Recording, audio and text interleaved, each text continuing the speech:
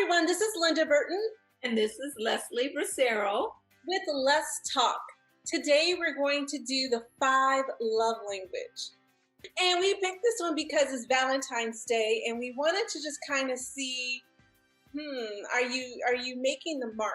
And I say that because once you learn your spouse's or your partner's love language, you have to go back and think. So I'm going to ask you, Leslie, now that you know your husband's love language, are you hitting the spot? Are you matching the gift with his love language?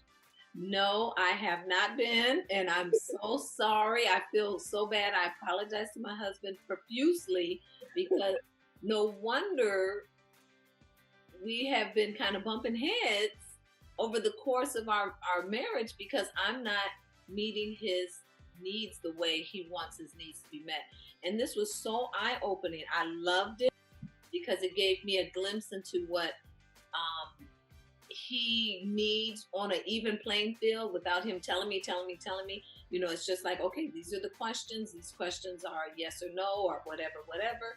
And it's so blank. It's so cut and dry that you really can't make a mistake.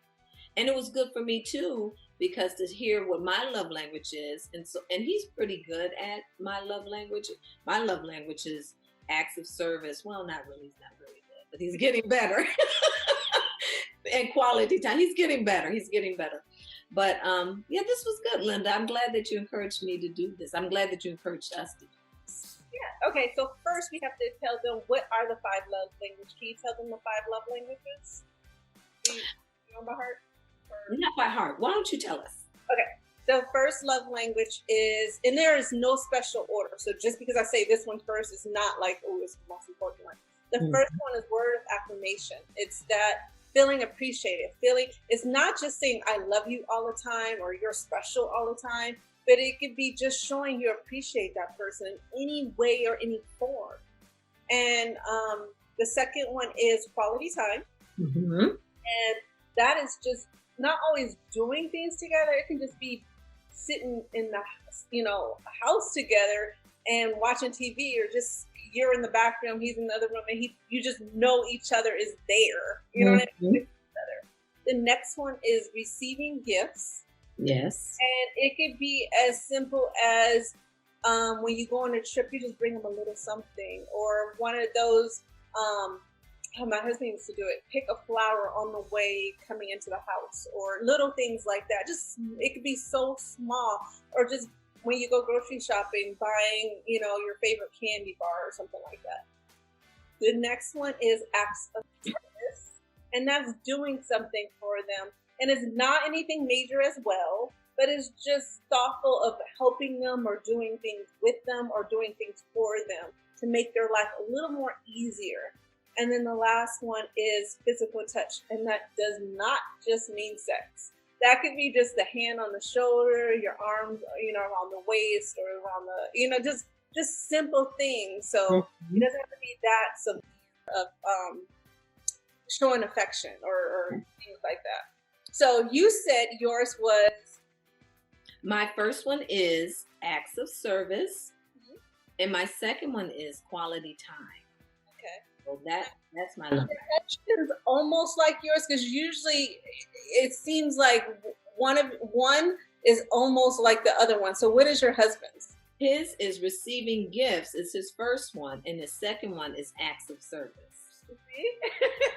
No, I thought that was kind of cool. I'm like, oh wow. And it's so funny because when you hear it in this vein, it does make sense, because when like he'll ask me to do things, and my first inclination is like, oh, really? But it's important to him that I do it. But in my mind, it's like, it can wait. But for him, it needs to be done. It needs to be done when he asks, because that's what is valuable to him. So I love this. And I think what it helps me to do as a wife is to be more sensitive to my spouse. And being more sensitive to him is going to help our marriage, because he's more sensitive to me. So we're helping each other. This is a journey. I will never forget when people said, when I got married, marriage is a lot of work. I'm like, what do they mean marriage is a lot of work? My first year of marriage, oh man, this was grits and gravy. I loved it. We were just the best. Actually, the first maybe first 4 years, 4 or 5 years, it was just beautiful. And not saying it wasn't before, but man, that I got that 6 year. What was I thinking? But now that we're taking the time to be more sensitive to each other, hearing each other, and praying more. That's the key right there. It's brought some beautiful things in our life. That's so cool. Mm-hmm. So this test is free online. It's from the 5 Love Language book. So you can Google it. We have the book, so that's why it's easy for us to have the test, and it's in the book.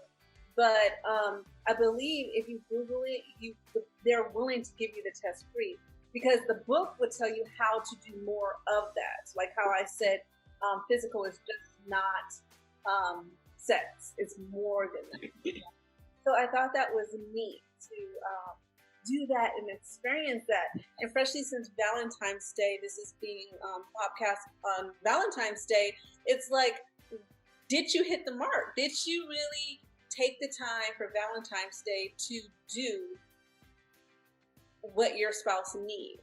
So like mine was, I can't remember what mine is. Ask you, what's your love language? Mine is touch and quality time. Mm-hmm. So I love hugs and just affection. That's just me, So anything with that would, hey, that's it. And then for my husband, more time, quality time, and word of affirmation. So it makes it pretty neat. So you have to be creative of what that spouse needs. And for the season right now, there's so many simple things we can do. Like for Valentine's Day, for words of affirmation, I can just write a cute little book of just saying what I appreciate from you. Just a little card and just put it in there, or text them every hour and just say one thing for that whole day. For like yours was acts of service. You guys can make a coupon book. You know what I mean? And just do, just 12 different ones to last until next Valentine's Day, of just one thing that that spouse needs or wants to do for you, or you're willing to do for your spouse. So the neat thing is that, and then like time is, it could be anything, spending time or watching a movie together or whatever your spouse would like doing. So it's neat of how you could take it to another level. So you're right, and it doesn't have to be so expensive, because like you said, it can be the simple things. Because quality time is simply just sitting there and watching a movie together. And my husband enjoys watching movies. I personally don't enjoy watching movies, but that was one of the questions: would you prefer your hand being held or watching a movie? And my husband right away said, watching a movie with my wife. And a light bulb came on. Okay, for Valentine's Day, we're going to watch a movie today. We're going to watch a movie. The movie you choose. It can't be a lot of profanity, because I don't like those kinds of movies.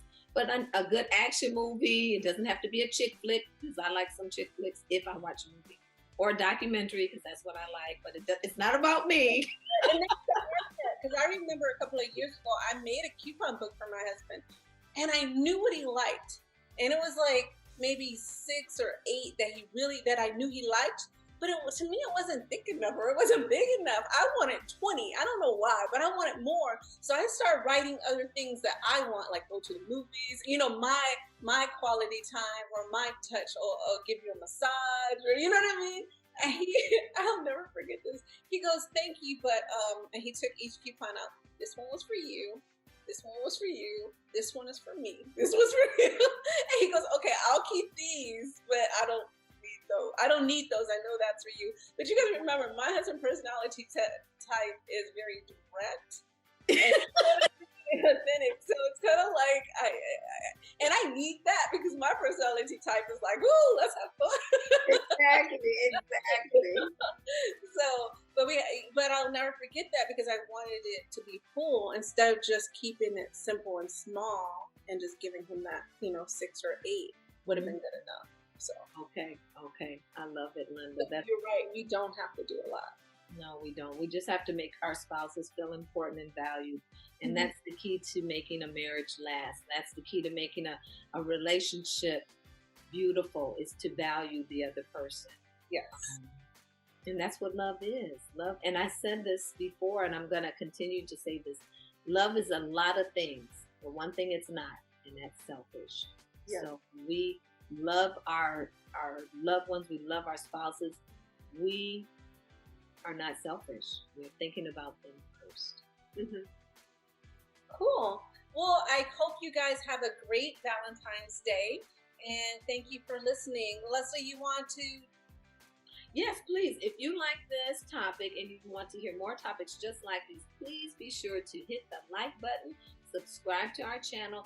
I know you're going to be immensely blessed by some of the topics that we have here that are about life's lessons, laughter and love, and we want to make relationships last. And here's the thing, this is Valentine's Day, so we want to make this thing short so we can enjoy our Valentine's with our spouses. Yeah. So see you next time. Bye. Bye.